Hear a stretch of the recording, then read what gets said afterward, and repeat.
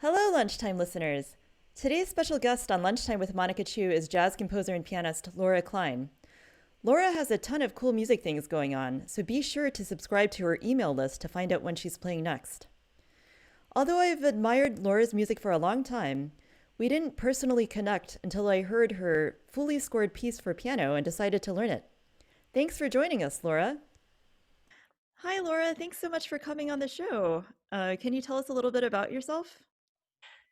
Hi, Monica. It's so nice to see you. Thank you so much for having me on the show. And I think it's so generous that you are inviting other musicians onto your show and featuring them, as well as your incredible playing. And I'm so looking forward to hearing you playing my piece. That's really exciting for me. To answer your question, I am a pianist. I'm a jazz pianist primarily. I'm a composer. I am a teacher of the Alexander Technique, and I do all of those things here in Berkeley, California. Fantastic. Well, we're delighted to have you, and I can't wait to hear your tune and play your tune.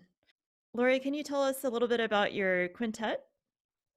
Yeah, so Five Play Jazz Quintet is a group that I co-lead with my husband, who is a guitarist and composer, Tony Corman. And we started the group with the idea of having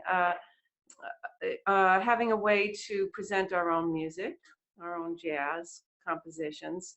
We've recorded, we have 3 CDs, and we have recorded a new one, which was supposed to be released in June. We had CD release concerts lined up, which of course now are postponed, and we don't know when they will happen, but we will be releasing the CD. It's called Five Play the Studio Sessions, and it's a very interesting CD of different projects that we've done over the last few years in the studio. That is so cool. I can't wait to listen to it. I think I first heard you at a concert that you gave at Piedmont Piano that featured the work of Marian McPartland, who is another one of my piano heroes. Could you tell us a little bit about how you came to put that together?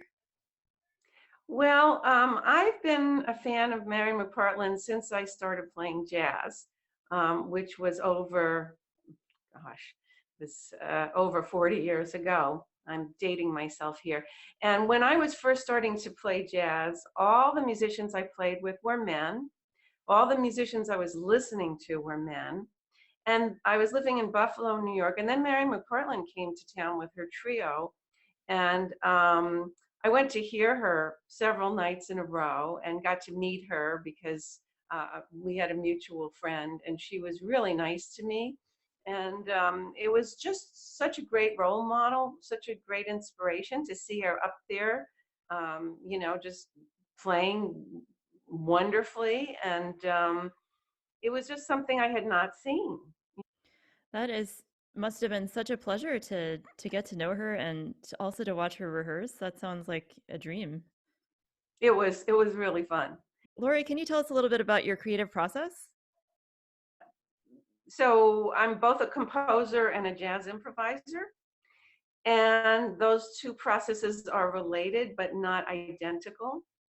When I compose, I find that I need a lot of open time to just kind of experiment and try things and throw them out and try something else and leave it and come back and let it bounce around in my head. I always compose at the piano. Um, Jazz improvisation, of course, takes place over time, and you can't go back and edit. Um, so it's a very different process. Also, usually when I'm improvising jazz, if I'm playing with other people, I'm playing off of ideas that they're giving me. Hmm. Maybe the drummer plays some little rhythm, and that gives me an idea to take off. So it's more interactive, whereas when you're Yeah. composing, you're by yourself, which on one hand gives you incredible freedom.